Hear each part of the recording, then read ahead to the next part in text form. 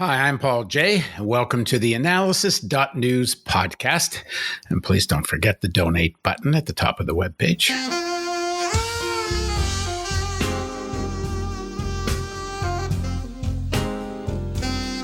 As we record this podcast, it looks like once the mail-in vote is all counted, Joe Biden will be president of the United States and the Senate will remain in Republican control. So what happened to the Biden landslide many thought would take place after Trump's pandemic denial? Bernie Sanders had been pleading with Biden to pay more attention to his economic message, jobs and infrastructure spending. In Pennsylvania, Biden didn't hammer a just transition and jobs for displaced workers in the fossil fuel industry. He mentioned it, but he didn't hammer it, didn't make any commitments. Sanders wanted AOC featured more prominently in the campaign to energize the youth and Latino vote. That didn't happen either. It looks like, as I said, Biden will be president with a Republican Senate, and that's just as it's been reported Wall Street wanted. Trump is already calling the election stolen and calling on the Supreme Court to stop the voting where he's ahead and continue counting where he's behind. The man is batshit crazy, but so is the American political system. A fundamentally undemocratic system where the majority doesn't rule is breaking at the seams.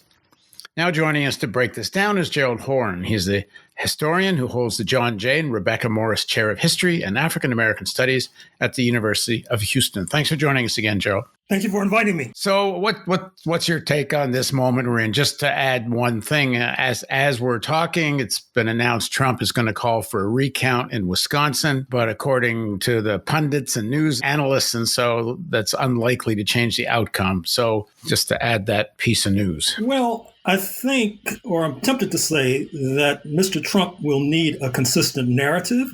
I think that it's wildly inconsistent to ask for the votes to stop in jurisdictions where he's ahead. Well, there is a certain consistency for Trumpist logic.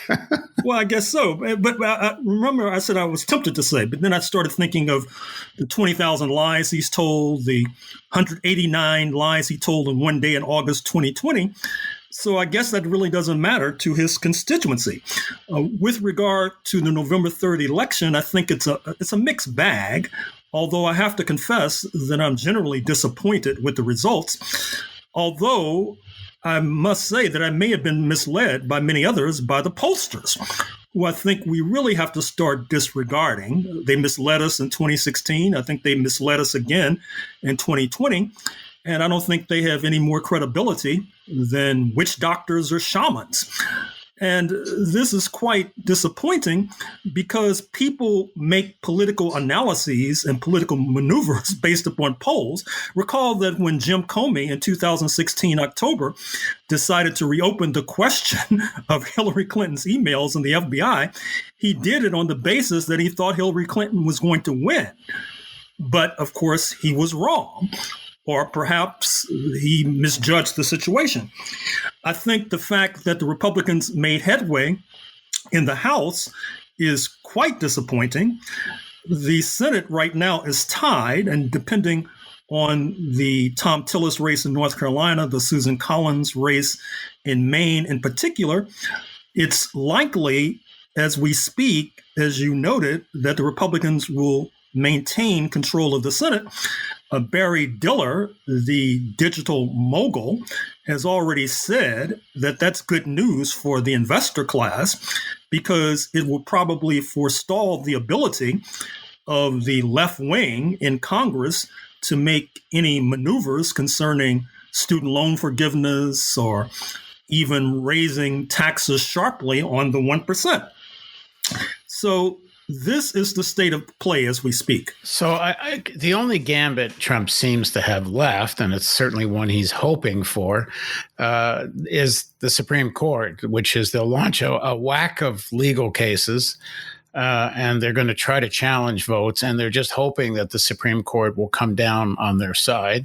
How likely is it that these states, or most of these states that Biden is leading in, they actually certify the elections, and that the Supreme Court would undo that. I actually think it's kind of unlikely that they would, but what do you think? I would like to think it's unlikely, but then again, I'm the person who thought it was unlikely that they'd make a decision in Bush versus Gore, which did an end run around the Constitution, which had particular and specific provisions as to how to handle that kind of dispute. Now, supposedly Bush versus Gore in 2000 was a one-way ticket, only good for that particular ride. That is to say, Mr. Bush versus Mr. Gore. But you could see that the principle of Bush versus Gore, that there should be equal protection in terms of the counting of votes. And that if you can say in Florida, if one county recounts the votes this way and another county recounts the votes that way, and that's a discrepancy, and therefore there should be equal protection to protect the interests of the Republicans, you could see how they could easily apply that principle once again, even though I think that it would cause a major firestorm, and even though I think that it would further dent the already tattered legitimacy of the High Court. I think one of the problems with the Supreme Court is that we already know, unless you're a naive, that they're basically politicos in black robes, that they're basically partisans. But the good news is that they're not necessarily experienced politicos. They don't necessarily know which way the political winds are blowing. And in any case, I think that they can seriously overreach, which then could give impetus to this already brewing notion in the Democratic Party that either the High Court's number should be expanded from 9 to 11 to 13 or whatever, or that jurisdiction over certain issues should be stripped from the Supreme Court, for example, reproductive rights or voting rights, perhaps tax legislation, etc. So I would urge and caution those in the U.S. Supreme Court who listen to the analysis, which I'm sure is most of them, to tread very carefully, because this could really blow up in their face. Well, I think that's probably what Roberts is going to be a front of mind, and he's been showing that his own credibility and the credibility of the Supreme Court seems to really matter to him. I'm not so sure that's true for the other I don't even like using this word conservatives. Conservative sounds like a more reasonable position. I think what you're saying, the right wingers on the court are politicos. The what's left of the liberals, maybe a little less so, but still as well. But Roberts seems like he would not like his court to go down in history as participating in what amounts to, if they did it, a judicial coup. Although Florida in 2000 more or less was that. But that said, then what are we looking at here? If things continue the way they are, and it's a Biden presidency, a Republican Senate, essentially Republican-controlled Supreme Court, what can Biden do in terms of legislation? And it seems to me this is just going to bring out the worst of him. If there was ever a chance of progressive having some influence on that administration, that's unlikely, given he's going to do all this reaching across the aisle and negotiating. Well, I think you have a point, but Mr. Trump has shown, and Mr. Obama before him, that an executive order can be quite potent. Now, we already know that if there is a next administration in 2024, that they can reverse these executive orders, just like Mr. Biden, I'm sure, will reverse a number of the executive orders of Mr. Trump. But still, there is a lot can be done in that realm. Secondly, we already know that today is the day the United States supposedly is to officially withdraw from the Paris Climate Accord. I take it that a top and easy priority of Mr. Biden would be to re-enter the Paris Climate Accord as of January, February 2021. But I think that the wild card, I'm afraid to say, with regard to a Biden-Harris administration is the family of Mr. Biden. Not only Hunter Biden, his ethically challenged son, but also his brother, his sister. Somehow they think that they should profit from the Biden name, which makes them easy marks for the investor class, not only here, but abroad, and also raises the specter of another kind of Neil Bush, the younger brother of George W. Bush, who tried to trade on the family name, or Billy Carter, the younger brother of Jimmy Carter, who tried to trade on the family name. So I would urge and caution the Bidens to tread very carefully, because they're going to be watched like hawks. And I think that many in the mainstream press, who for whatever reason decided to downplay the story of the found laptop of Mr. Biden, Hunter Biden, and his dealings in Ukraine and elsewhere, in China and other foreign climes, they may not be so forgiving in 2021, 2022. And so Mr. Biden early on could find himself quite weakened, not because of what he has necessarily done, but because what his family members have done. How do you explain that the vote is so close? Given Trump's record, given especially the pandemic, and it's beyond his failure, it's a deliberate and conscious pandemic denial.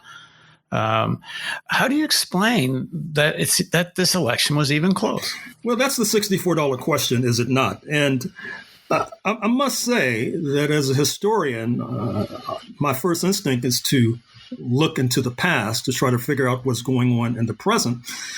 And my estimation is that the United States was found as a settler colonial regime where there was class collaboration across class lines, that is to say, between poor and richer Europeans. And there was a bounty at the end of the rainbow for poor Europeans if they exercised a little pluck and had a lot of luck. They could claim land of Native Americans, have it stocked by Africans. And if you look throughout U.S. history, you'll see that class collaboration has been a major theme, except in those unique periods like the Great Depression of the 1930s, when similarly, there was this socialist project that seemed to be rising, and the United States regime felt it had to keep labor unions and the working class in line. But even then, if you'll recall, the New Deal basically excluded a number of black workers because of objections from FDR's own Democratic Party. And so it seems to me that one way to view this vote in favor of the Republican Party, particularly in favor of Mr. Trump. And I think when the numbers are run, they'll probably show that Mr. Trump won a majority of the vote that's defined as white, that he even probably won a majority of the women's vote that's defined as white. And I think part of that stems not only from this idea of class collaboration, but the related idea that there is a declining power of the so-called white majority, that if they do not take extreme action, this is a Flight 93 election, as Michael Anton, the former Trump regime official, wrote in a famous essay. Recall, Flight 93 was the plane that was supposedly part of 9/11, where the passengers heard about the crash in New York and Washington, D.C., the Pentagon, and then rushed the cockpit. And so the idea is that it's time for the Trump base to rush the cockpit and by any means necessary to try to cling to power. That runs the danger that's already with us, that the United States may be heading towards an apartheid society where the majority rules over the minority rules over a majority that's not defined as white. Already, you see signs of that with regard to these Supreme Court appointments, where senators who represent a distinct minority of the U.S. population from states like Wyoming and Idaho and the Dakotas and Montana basically get to pick justices for the high court who then shape the law in voting rights, reproductive rights, and all the rest. And so the United States needs to tread very carefully at this moment And I would say particularly those who may wind up being the first victims of this new apartheid society need to keep a close and careful eye on these trends. The polling, as you said, misled people. And I think maybe the people that misled the most in some ways was the Biden campaign, because I don't know how else to explain how they thought it was enough to essentially let Trump implode, and they thought the polling was showing that, and not put forward a real vision to fight for. I saw a strange report on the morning of November 3rd that Chuck Schumer, the head of the senior senator for the Democrats, actually started saying that he wants Biden, and he's going to work with Biden on trying to have 100 first days that is like FDR's, and not just in terms of number of pieces of legislation that get passed, but in terms of a massive infrastructure and work program. And I mean, he started talking FDR-ish, Chuck Schumer. And my thought was, well, why the hell are you saying that on the morning of November 3rd? Where has that campaign been? As I said in the introduction, Sanders was pleading with that. I interviewed Bob Poland a couple of days ago on climate issues and such. And the fact that at the very end of the last debate, Biden, for the first time, actually talks about phasing out fossil fuel, but doesn't hammer this issue that it needs to be a just transition, that the whole society benefited, quote unquote, from fossil fuel. So the whole society has to pay the price for transitioning. It can't just be workers in the fossil fuel industry. It's such an obvious argument to make, but they didn't make that. And it's like they just thought they needed to stay in neutral as much as they could and let Trump collapse. But they just, once again, it proves how out of touch the corporate Democratic elites are with these large sections of the working class. And I have to say, even sections of the white working class that voted for Obama in 2008. And,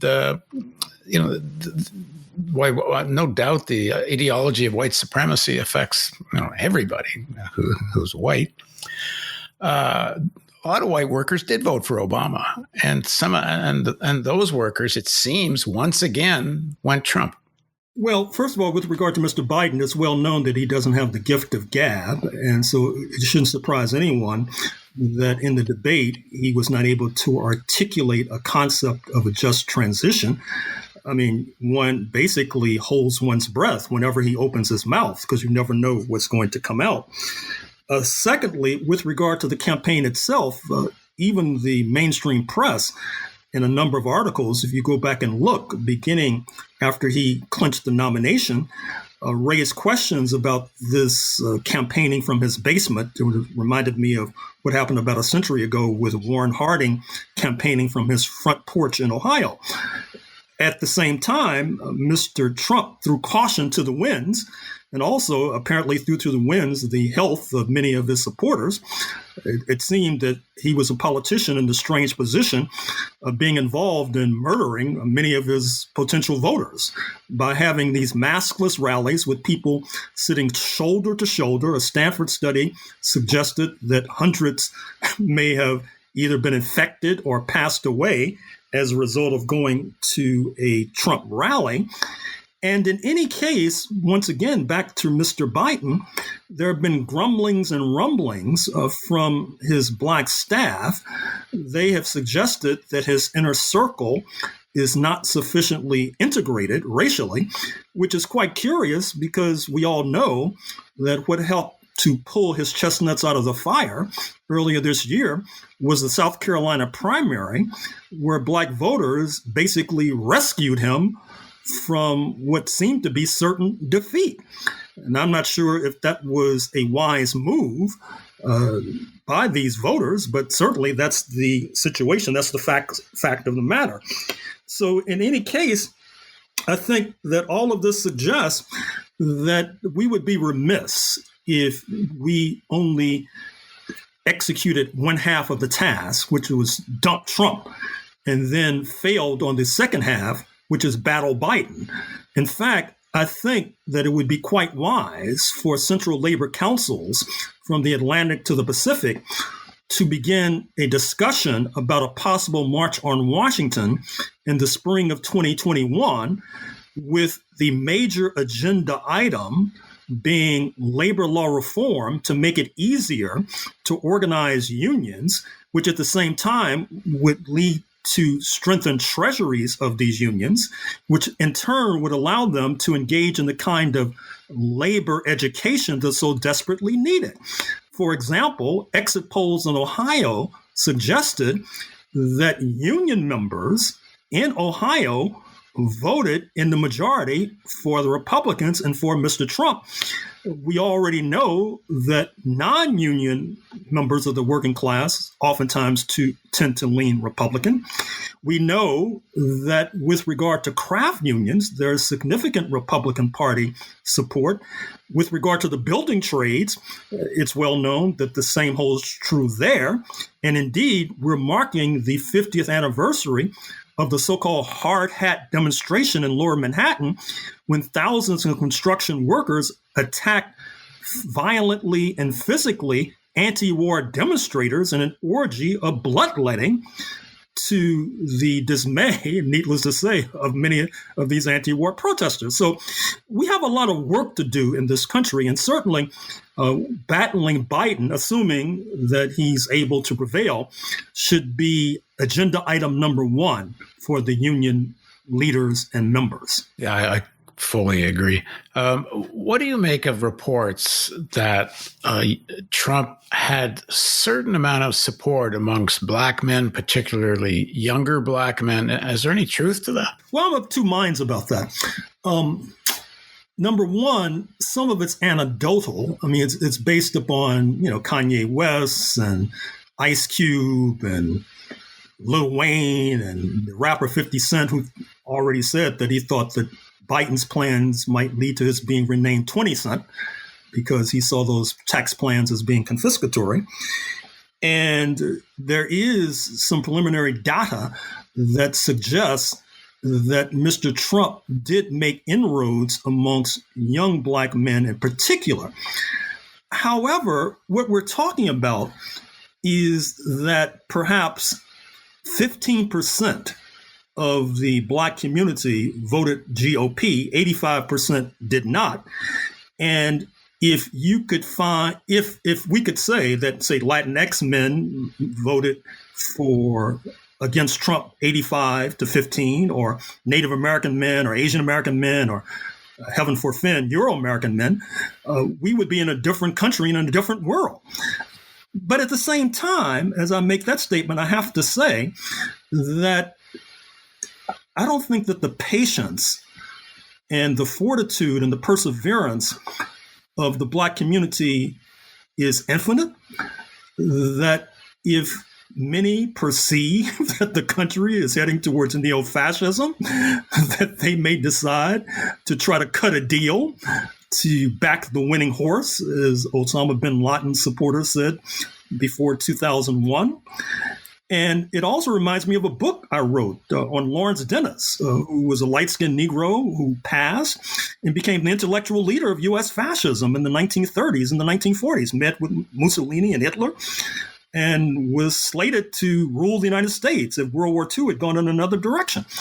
So in some ways, this is a message to many of our progressive comrades and friends that we really need to get on the stick, because we cannot assume that this 85, 90% vote of the black community against the right will proceed and carry on indefinitely ad infinitum.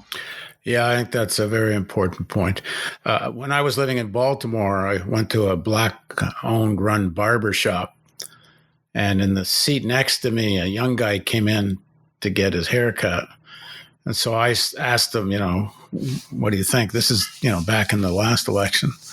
And he was talking very favorably about Trump. He must have been about 20, 21, young black kid. And the barber just goes off on him. How can you be so stupid? What? So I asked him, well, what is it about Trump And the guy didn't really know much about the policy difference. He wasn't political. And as much of the younger generation is in the entire working class, most people don't live and breathe politics. Quite the contrary. They go through their whole lives and barely think about it. And most don't watch the news. And if they do, many, certainly in the white working class, are watching Fox. He just liked the fact that Trump was disruptive, this kid. He just liked the fact that he was against government. It was all kind of superficial, but it was all based at this basic idea that at least Trump seemed like somebody who was against the status quo, and that was good enough for him. And I got a feeling that's not just true for young black kids. It's true for a lot of the white working class that voted for Trump. They're just fed up. And at least Trump seems like a disruptor of some kind, even though there's nothing Trump's done that's made their lives better over the last 4 years. Well, anti-elite sentiment has been, ironically, a cardinal feature of U.S. history. The problem is that, once again, the objection, for example, to the neoliberal policies of the Democratic Party does not necessarily translate into moving to the left. Oftentimes it winds up in supporting the neo-fascism of the Republican Party or the QAnon, this wild, wacky conspiracy theory that's going to be represented in Congress in January 2021. And if you look, for example, at the U.S. Civil War, as is well known, even though it was a war to maintain slavery, most of the Euro-Americans who were fighting for the Confederacy were not slave owners. They were, of course, involved in class collaboration, but also were rebelling against a certain kind of perceived elitism coming out of Washington. And so this is a very troubling trend, and it reflects the fact that for whatever reason, we on the left have not been able to build a fortified model, not to mention a fortified political party, that can attract those kinds of disaffected, alienated voters. And once again, to the extent that we're not able to do so, I think that many of us, including myself, I'm afraid to say, will pay a very stiff and heavy price. A lot of the Sanders supporters are going to say, as they had been saying, that Sanders could speak to those sections of the working class, whereas a Biden couldn't. Do you think that's true? I think it's possible. I think that once again, and in the interest of full disclosure, I should say that I endorse Sanders, and so therefore I might be perceived as not being necessarily objective. But I do think that it could have introduced a different dynamic, and that it might have led to a sharpened debate about socialism, which could have helped the Democrats in South Florida, where the banging on about socialist Cuba and so-called socialist Venezuela obviously paid dividends in terms of a sector and a segment of the Latino vote. And I think, to go a step further, that I would urge and encourage our friends in the progressive left of the Democratic Party to end their ceasefire with regard to raising troubling questions about their moderate comrades, because one of the dangers that I see taking place in the Democratic Party as we speak is that all of these Republicans that they were courting, such as John Kasich, the Republican governor, formerly Republican governor of Ohio, and all these never-Trumpers, George Will, the bow-tied popinjay who writes for the Washington Post, will flood into the Democratic Party and then push the party to the right. And unless the left is ready for that, we'll be more behind the black ball tomorrow than we are today. All right. Thanks for joining us, Joe. Thank you. Thank you for joining us on the theAnalysis.news podcast. And once again, please, if you haven't donated, please click the donate button. If you have donated, maybe you'll want to donate again. Thanks again.